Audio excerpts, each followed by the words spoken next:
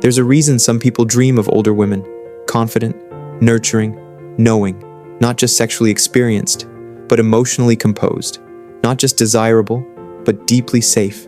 And yet, no one talks about it seriously. It's a punchline, a porn category, a cultural curiosity. The word MILF floats around like a joke until you realize how many quietly carry that fantasy, like a secret, half sin, half salvation. But behind the surface lies a deeper truth. These fantasies aren't just about sex. They're about safety, wholeness, something missing. A younger man desiring an older woman isn't always chasing her body. He's chasing something else, a feeling, a presence, a sanctuary, something he may have never received or something he lost too soon. In a world that rewards stoicism in men, that ridicules emotional need as weakness, the maternal figure becomes a symbol of warmth and unconditional approval. The MILF becomes a mythic figure, not just hot but healing, not just seductive but safe. Philosopher Carl Jung believed that our desires, especially the strange ones, are symbols of unmet needs buried in the unconscious. The mother archetype, in his framework, represents nourishment, protection, and emotional wholeness. When someone fantasizes about a maternal figure, it isn't just a regression, it's a signal that their inner child still longs to be held.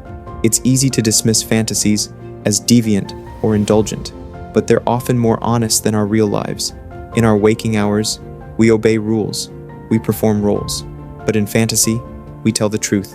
And the truth, for many, is this: I want to be wanted, not just sexually, but entirely. I want to feel safe, cherished, adored, without having to prove or earn it. A younger man might crave an older woman, not because she's taboo, but because she seems anchored. She's less likely to play games, more likely to understand. She listens without panic, holds space without judgment. She's lived, she's wept, she's endured, and through that depth, she offers something intoxicating, not youth, but wisdom, not just sex, but presence. But why is this fantasy still seen as abnormal? Why does society treat it with embarrassment instead of empathy? Because it threatens the dominant scripts. In patriarchal culture, youth is idolized. Men are supposed to be the dominant ones, protectors, providers, initiators. A man seeking refuge in a woman subverts this role. A man desiring care instead of control makes the world nervous. It undoes the traditional hierarchy. It whispers the dangerous idea that masculinity too is wounded and is looking for somewhere to rest. That fantasy of an older, nurturing, sexually confident woman collapses the binary. It says you can be masculine and vulnerable. That sex isn't just conquest. It can be communion. It can be surrender. It can be the one place where you don't have to perform. And here lies the tension. When we reduce this to just a kink, we miss the ache behind it. When someone says MILF, maybe what they're really saying is, I'm tired of shallow connections. I want depth. I want touch that doesn't rush. I want to feel held, not just touched. The philosopher Alain de Botton once suggested that many of our romantic impulses are disguised attempts to heal childhood wounds. We seek in lovers what we missed in caretakers. We chase certain bodies, not just for pleasure, but for repair. What looks like lust may really be longing. So what happens when this fantasy stays buried? When someone feels ashamed for wanting not just sex, but comfort, they hide. They compartmentalize.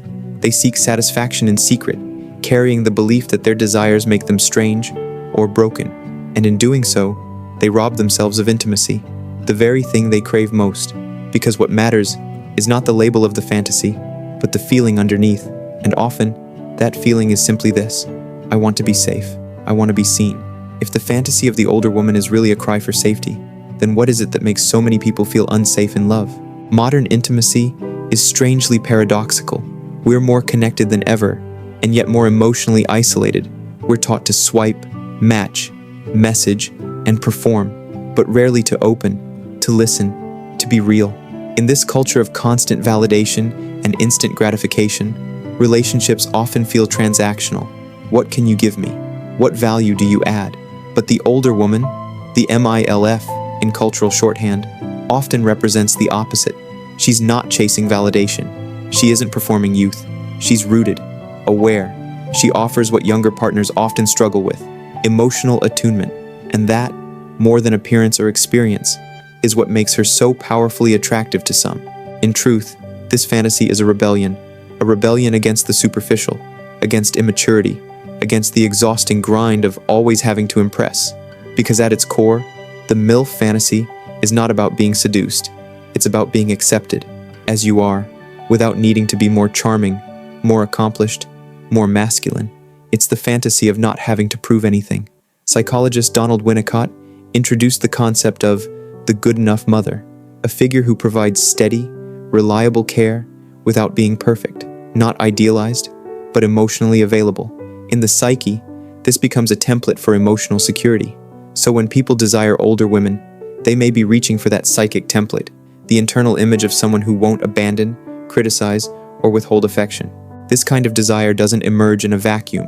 Often, it reflects relational wounds, a childhood filled with unpredictability, a partner who withholds affection, a history of being punished for vulnerability. Over time, the nervous system begins to crave not just love, but consistency, not just touch, but trust. The irony? This longing can be incredibly difficult to admit, because masculinity, as it's traditionally taught, demands stoicism. Men aren't supposed to want care, they're supposed to be the caretakers. To desire comfort is seen as weakness, and so the fantasy must wear a mask: humor, kink, porn, anything but honesty. But let's remove the mask for a moment. Imagine someone growing up in a household where love was earned, not given, where affection was scarce, where being sensitive was punished. As they grow into adulthood, they may enter relationships still performing, still trying to be enough to be loved. But fantasy offers an escape, a moment where they are wanted, not for what they achieve, but for who they are. The MILF fantasy then becomes a kind of psychological refuge, a space where the roles are reversed, where the one who is always strong gets to rest, where the giver is finally received. That's not depravity, that's humanity. Of course, no fantasy can fully satisfy what only healing can provide. Fantasies can show us what we long for, but they can't always give it. They are mirrors, not medicines, and sometimes they can lead us to avoid real intimacy altogether, to chase the illusion instead of facing the vulnerability it reveals. But that doesn't make them bad, it just makes them symbolic. Philosopher Slavoj Žižek once said, "We feel free because we lack the language to articulate our unfreedom." In the same way, many people feel weird or wrong for the fantasies they carry, when in truth, those fantasies may be the most honest part of them. They are not mistakes, they are messages. Messages like, I want to be held without condition. I want to be seen beyond performance. I want to feel safe enough to not be strong. In our culture, we pathologize those messages. We make them shameful. We turn MILF into a meme instead of asking, what does this tell us about what people need? And more importantly, why aren't they getting it? Because maybe the real crisis isn't in the fantasy, but in the fact that so few people feel secure in their relationships, that so many of us are touch-starved, emotionally malnourished, trained to give, but not to receive, raised to seek approval, but not intimacy. When someone says they have a thing for older women, maybe what they're really saying is, I want someone who won't flinch when I fall apart, someone who won't punish my softness, someone who understands without me having to explain. And that desire, far from being strange, may be one of the most honest desires we can have. So, where does this leave us? If the MILF fantasy is less about age and more about emotional presence, if it's less about sex and more about safety, what happens when fantasy meets reality? The truth is, fantasies often hold up a mirror to what's missing in our lives. They emerge not only from desire, but from absence. And sometimes, they ask us harder questions than we're ready to face. Not, what turns you on? But, what do you ache for? Not, who do you want to sleep with? But, who do you want to hold you when you're afraid? This shift, from eroticism to existentialism, is essential, because fantasies, when looked at closely, aren't just about pleasure. They're about longing. They're about the search for something we lost, or never had. Carl Jung believed that what we repress will find other ways to speak, and sometimes, it speaks in dreams, in symbols, in fantasies. When someone craves the older woman, the mature partner, the caretaker turned lover, they may not be chasing a body. They may be chasing a feeling, a sense of being understood, of being emotionally safe. And yet, our culture doesn't know how to hold space for this kind of longing. We label it as mommy issues, or fetish, or joke. We turn it into porn, but rarely do we sit with it long enough to ask, what is this trying to teach me about myself? Because sometimes, fantasy doesn't mean dysfunction. Sometimes, it means truth, the kind of truth we're afraid to say out loud. Take the man who's always had to be the strong one, who never got to cry, who was told to man up when he was 6 years old, who's learned to hide his needs in every relationship since.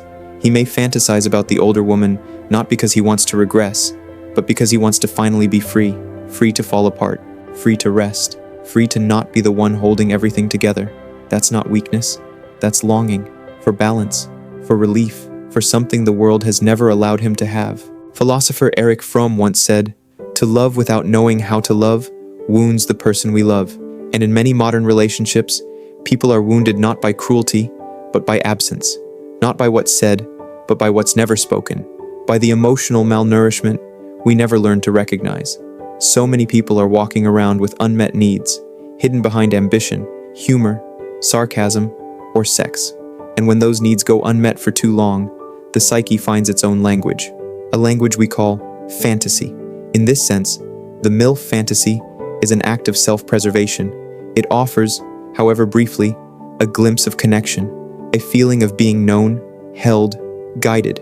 It becomes a psychological bridge between deprivation and desire, between the child who wasn't comforted and the adult who's afraid to ask for comfort. But fantasy, for all its insight, is only the beginning, because what we do with that insight is what really matters. Do we chase it blindly, hoping someone else will heal us? Do we shame it, suppress it, pretend it doesn't exist? Or do we listen to it, compassionately, curiously, and ask what it's trying to reveal?